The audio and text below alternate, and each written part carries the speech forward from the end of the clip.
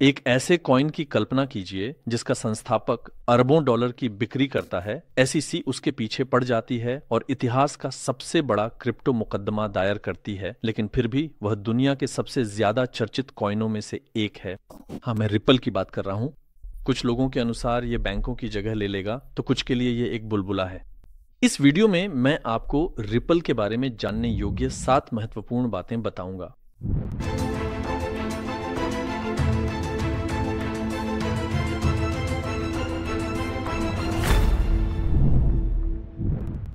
XRP 185 अरब dollar के market cap के साथ दोस्तों दूसरी सबसे बड़ी ओल्ड कॉइन है और वर्षों से एथीरियम के बाद रिपल ही आता है।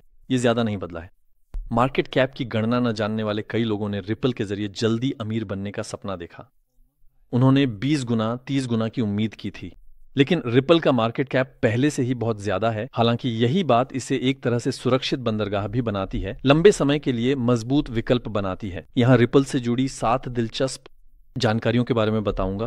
कुछ जानकारियां अच्छी हैं, कुछ जानकारियां बुरी हैं। मेरा उद्देश्य रिपल की तारीफ या आलोचना नहीं, बल्कि आपको रिपल को बेहतर जानने में मदद करना है। वीडियो की शुरुआत में बता दूं, इस वीडियो में बताई गई कोई भी बात निवेश सलाह नहीं है।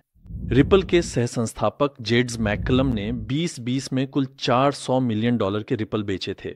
सोचिए कि आप अपनी सुरक्षा के लिए किसी प्रोजेक्ट में निवेश कर रहे हैं, लेकिन उसका संस्थापक उसे बेच रहा है, और उस समय यह बात बाजार में बहुत चर्चा में थी। हालांकि बाद में जेट रिपल से अलग हो जाता है, लेकिन उसने कुल मिलाकर अपने पास मौजूद लगभग सभी कॉइन बेच दिए। उसने 3.2 अरब डॉलर की बिक्री की। इससे रिपल में समय समय पर गंभीर बिक्री दबाव बना। यह हमारी पहली जानकारी थी। क्रिप्टो इतिहास के पहले बड़े मुकदमों में से एक हमने रिपल में देखा।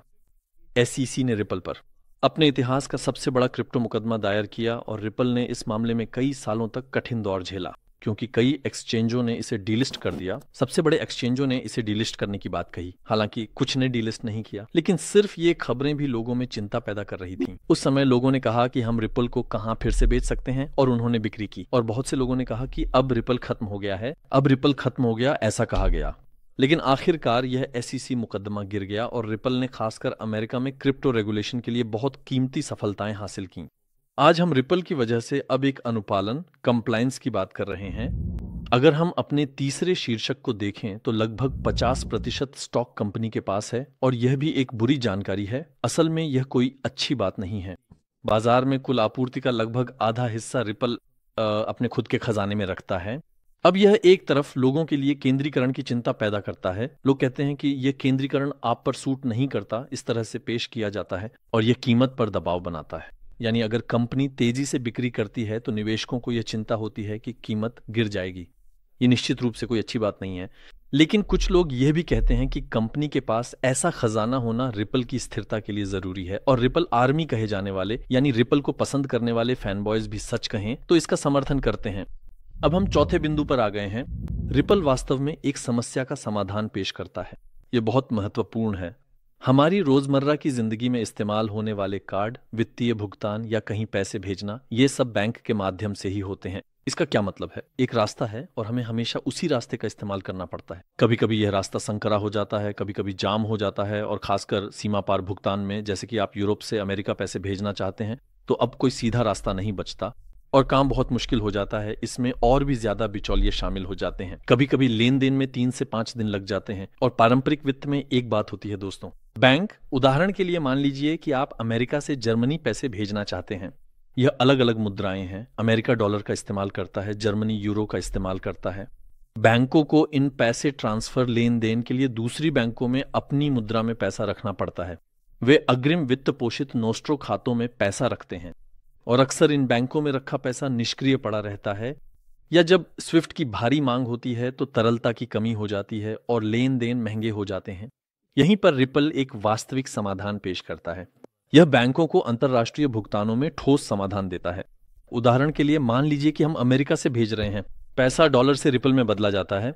इसके बाद रिपल के रूप में पैसे को जर्मनी भेजा जाता है, और जर्मनी में रिपल को फिर से यूरो में बदला जाता है। साथ ही शुल्क भी काफी हद तक कम हो जाते हैं। यह प्रक्रिया बेहद तेज है और इसमें बहुत कम खर्च आता है, बहुत बहुत कम। ये रिपल की एक बेहतरीन खासियत है दोस्तों। वैसे अगर आप इस वीडियो को लाइक करें और हमारे चैनल को सब्सक्राइब करें तो हमें बहुत खुशी होगी। अब 5वां बिंदु पर आते हैं, वास्तविक उपयोग।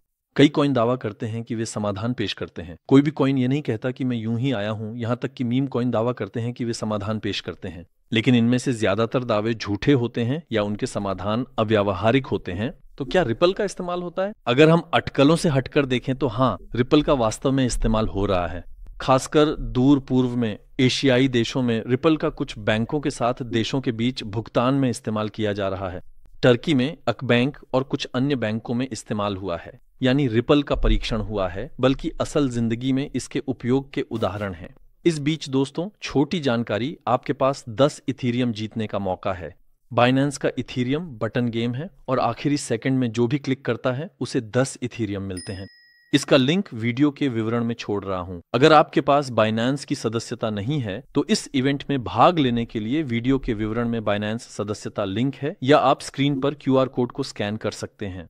इसके बाद आप अपना खाता सत्यापित करके बाइनेंस खाता खोल सकते हैं। दोस्तों, इस मौके को हाथ से न जाने दें। अब चलिए एक और शानदार फीचर के बारे में बात करते हैं। रिपल पर्यावरण के अनुकूल है। चूंकि इसमें प्रूफ ऑफ वर्क तकनीक का उपयोग नहीं किया गया है, इसलिए यह बिटकॉइन की तुलना में 99% ऊर्जा बचाता है। दूसरे शब्दों में, यह वही सेवा करने में बहुत कम ऊर्जा खर्च करता है जो कई बैंक, ब्रोकरेज फर्म, भवन, कंपनियां करती हैं। वो कोई खर्च नहीं करता। इससे यह पर्यावरण के लिए बहुत अनुकूल बन जाता है। यह भी एक अच्छी सुविधा है। अच्छा, यह हमारी रिपल जानकारी थी। अब आइए अंतिम जानकारी पर आते हैं। सीईओ कौन है? क्या यह सक्रिय रूप से काम कर रहा है? जैसा कि आप जानते हैं, मैं पिछले अप्रैल में वेगास गया था। मैंने दुनिया के सबसे प्रतिष्ठित बिटकॉइन सम्मेलन में भाग लेने के लिए बिटकॉइन 2025 सम्मेलन में भाग लिया। वहां मुझे रिपल के वर्तमान सीईओ, जो कई वर्षों से सीईओ हैं और ब्रैड के साथ कई बड़ी सफलताओं पर हस्ताक्षर कर चुके हैं, से मिलने का मौका मिला। मुझे ब्रैड गार्लिंगहाउस से बातचीत करने का अवसर मिला। वह सच में बहुत विनम्र और बहुत मेहनती व्यक्ति हैं। मुझे परियोजना प्रबंधकों का विनम्र होना बहुत मूल्यवान लगता है। बाइनेंस की सफलता का कारण भी यही था।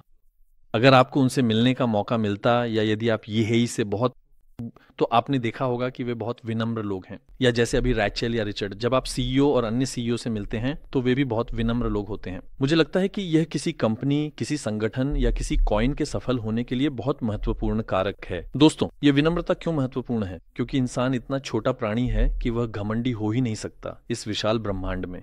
हम तो बिंदु के भी बिंदु हैं, फिर यह घमंड किस लिए? इसीलिए मैं विनम्रता को महत्व देता हूं, क्योंकि यह घमंडी इंसान, अपनी ही पसंद में डूबा हुआ इंसान दोस्तों, गलतियां करता है। चाहे वह शिखर देख ले, लेकिन आखिरकार उसे नीचे भी गिरना पड़ता है। इसीलिए मेरे लिए विनम्रता बहुत महत्वपूर्ण है दोस्तों। आशा है कि यह स्पष्ट हो गया होगा। इस वीडियो में मैंने जो बताया है वह कोई निवेश सलाह नहीं है। अगर आपके मन में कोई सवाल हो या रिपल के बारे में जानना हो तो आप कमेंट्स में पूछ सकते हैं, मैं इनका जवाब दूंगा। अगले वीडियो में फिर मिलने की आशा के साथ अलविदा।